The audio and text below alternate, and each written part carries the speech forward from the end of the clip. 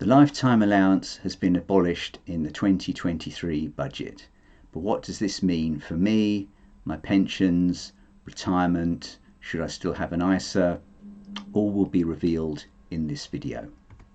So the lifetime allowance has had a long and complicated and unstable history, and here are the numbers. So the changes in the budget have been that the lifetime allowance has been abolished, and I would argue that it's difficult to reinstate it because it's so complicated and unpopular.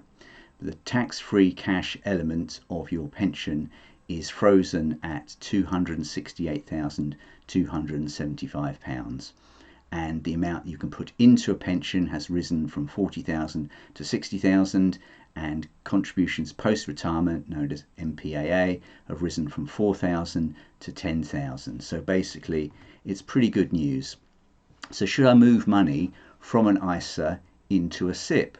Well, potentially. Pensions are now more de-risked compared to the freedoms of an ISA.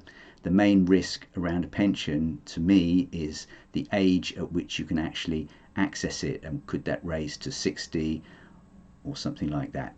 If you're a 40% taxpayer as a worker and then plan to only be a 20% taxpayer as a retiree, then arguably this ISA to SIPP swap is potentially worthwhile. So ISAs should now, I think, be more used to fund retirement prior to accessing a SIPP. That's often called an ISA bridge that you need to build, and for topping up money, income in retirement, to avoid paying 40% tax. So a retirement goal that's quite common around maybe more wealthy retirees is to take around £67,000 from your SIPP. 25% of that is tax-free.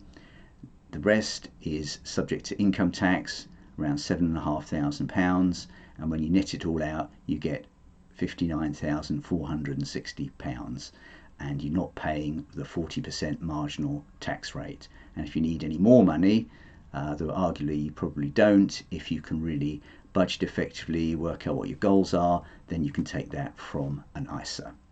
So what are the financial planning implications? Well, I would argue that with the lifetime allowance gone, do you actually need expensive software such as Voyant, with or without a financial planner filling in the numbers for you? This can cost over £1,000. But can you build your own spreadsheet? Well, do you have the time, and do you have the spreadsheet skills and the knowledge of what is left of the UK tax system? So I've built my own spreadsheet, and I coach people through it and explain to them how it all works and how they might approach retirement. So I modeled things like people's wealth over time. I modeled things like their sources of income, where it's all coming from.